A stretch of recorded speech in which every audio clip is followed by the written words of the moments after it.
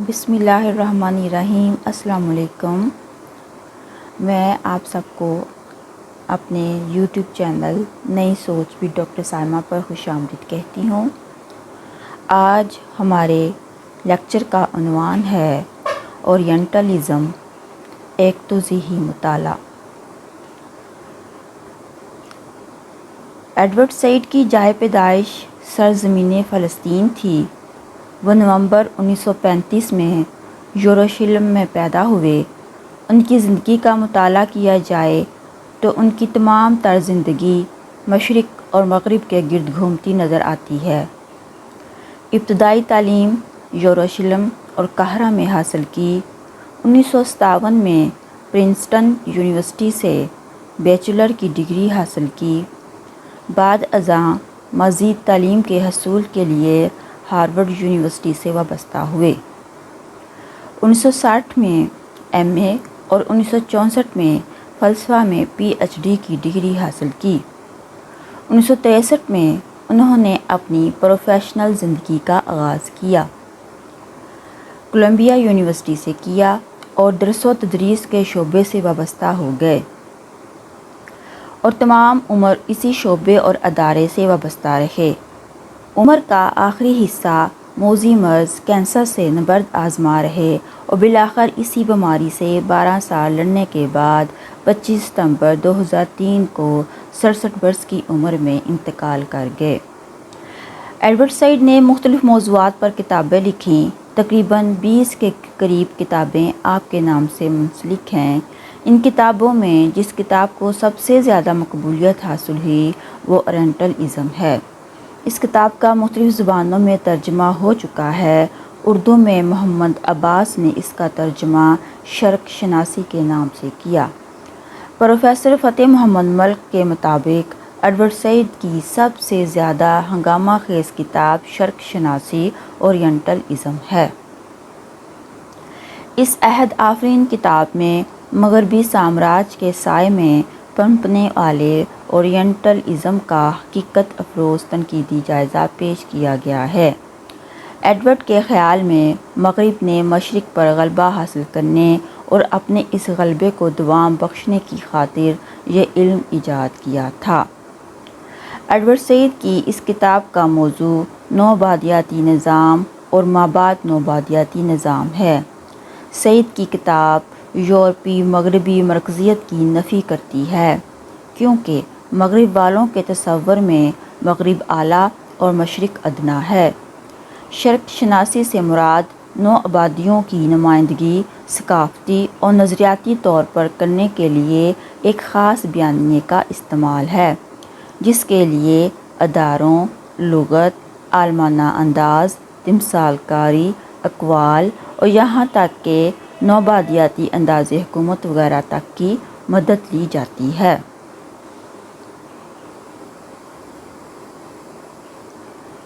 Edward سعید نے اپنی کتاب کے آغاز میں تعارف کے عنوان کے تحت شرق شناسی پر تفصیلی بحث کی ہے اور اس کا آغاز مشرق اور مغرب کے تعلقات کی وضاحت سے کیا ہے۔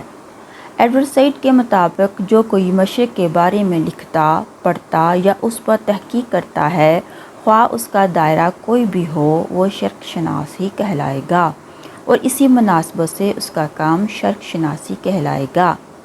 ایڈورڈ سعید نے شرق شناسی کی جامع تعریف ان الفاظ میں کی ہے: شرق شناسی ایک ایسا مربوط اور مقبول نظام ہے جس سے مشرق کے بارے میں علم اور معلومات کو چھان پھٹک کر مغرب کے شعور میں پہنچایا جاتا ہے۔ ایڈورڈ سعید نے شرق شناسی کو دراصل 3 ابواب میں منقسم کیا ہے۔ نمبر 1، شرق شناسی کی وسعت۔ نمبر 2، شرق شناسی تشکیلات اور تشکیلات جدید۔ نمبر 3، عصر حاضر میں شرق شناسی۔ شرق شناسی کی وسعت کی مزید وضاحت کے لیے اس باب کو 4 ذیلی ابواب میں تقسیم کیا گیا ہے، جو کہ ادراک، تصوراتی جغرافیہ اور اس کی نمائندگی، مشرقیت کی تجسیم، منصوبے اور بحران ہیں۔ شرق شناسی کے پہلے باب میں مصر کی پارلیمنٹ سے خطاب میں آرتھر جیمس بلفور کے 13 جون 1910 کے خطاب میں کیے گئے طاقت کے علم اور تجزیے کے بارے میں مستشرقین کے کردار پر بات کی ہے۔ مشرق کے ادراک کے ضمن میں ایڈورڈ سعید نے بیان کیا ہے کہ 17ویں صدی تک اسلام کی نمائندگی بنیادی طور پر مغرب کی بے خبری اور جہالت کا نمونہ ہے۔ مشرق کے بارے میں علم چونکہ طاقت کے نتیجے میں ظہور پذیر ہوا، اس لیے مغرب ایک معنی میں مشرقی انسان اور اس کی دنیا کی تخلیق کرتا ہے۔ مشرق کے ادراک کا یہ طریقہ کار صدیوں پہلے بھی رائج تھا اور آج بھی رائج ہے۔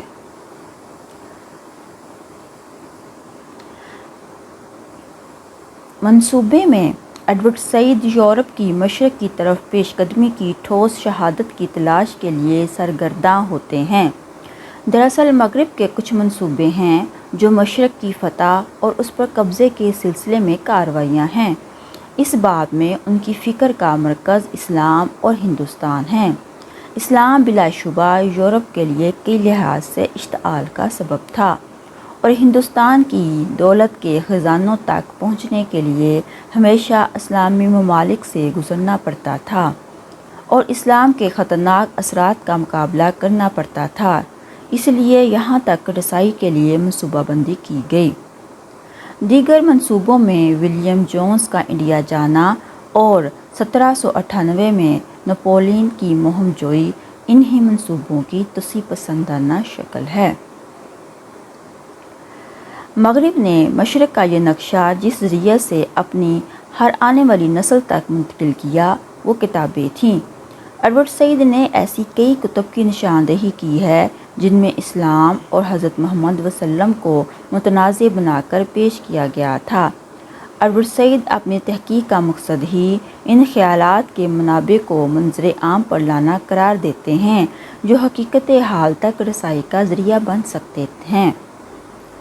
باب دیوم، شرق شناسی تشکیلات اور تشکیلات جدید کے ذیل میں سرحدات اور مسائل کا اثر نو تعین، لادینیت کا دین اساسی اور رینان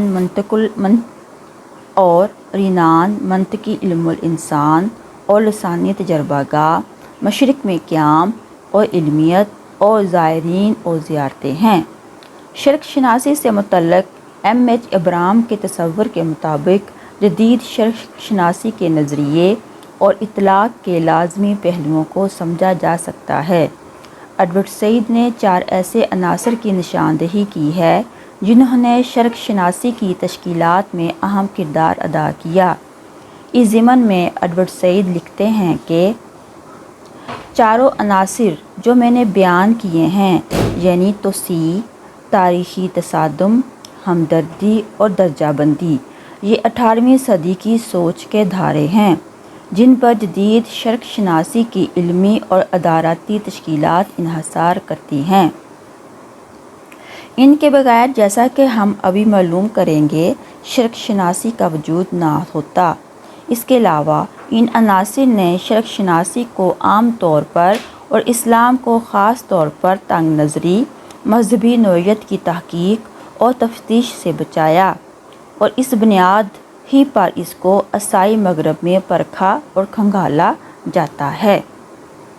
رینان کا کارنامہ تھا کہ اس نے مشرق کو جدید ترین شعبہ علوم سے مربوط کر دیا جن میں سے لسانیات اہم شعبوں میں سے ایک شعبہ تھا۔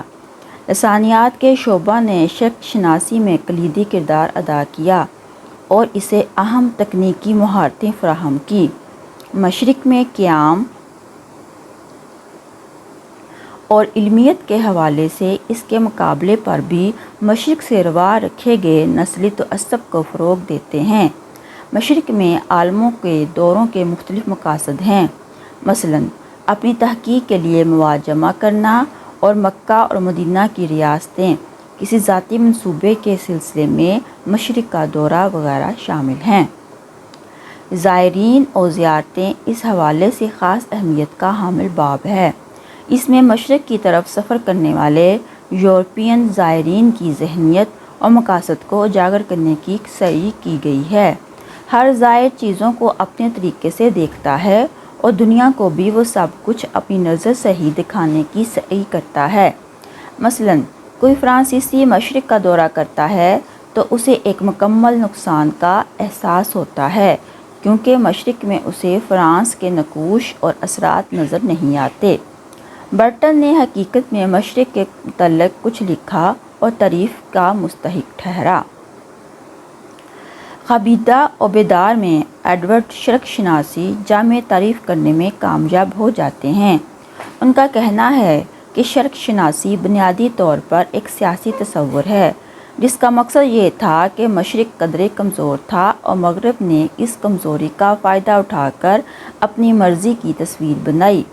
ان کے نزدیک شرق شناسی کوئی مثبت نظریہ نہیں بلکہ ایک مؤثر علمی روایت ہے۔ یہ ایک شعبہ ہے جو خاص مقاصد کے لیے قائم کیا گیا ہے۔ آگے چل کر ایڈورڈ سعید انداز کار، مہارت، فراست پر توجہ مرکوز کرتے ہیں، جو کہ شرق شناسی کی دین ہے۔ اس بحث کا آغاز وہ کپلنگ کے سفید فام آدمی، اس کے تصور اور انداز حیات سے کرتے ہیں، جس کے نتیجے میں سفید اور غیر سفید دنیاؤں کے درمیان منطقی رویوں نے جنم لیا۔ شرق شناسی یا مستشرقین بنیادی طور پر مغرب کے ایجنٹ ہوتے ہیں۔ لوگ ایشیا کو بطور ایک خطرہ سمجھتے ہیں۔ اسی تناظر میں ایڈورڈ نے نسلوں، تہذیبوں اور زبانوں کے امتیازات کے مباحث کو سمیٹنے کی سعی کی ہے۔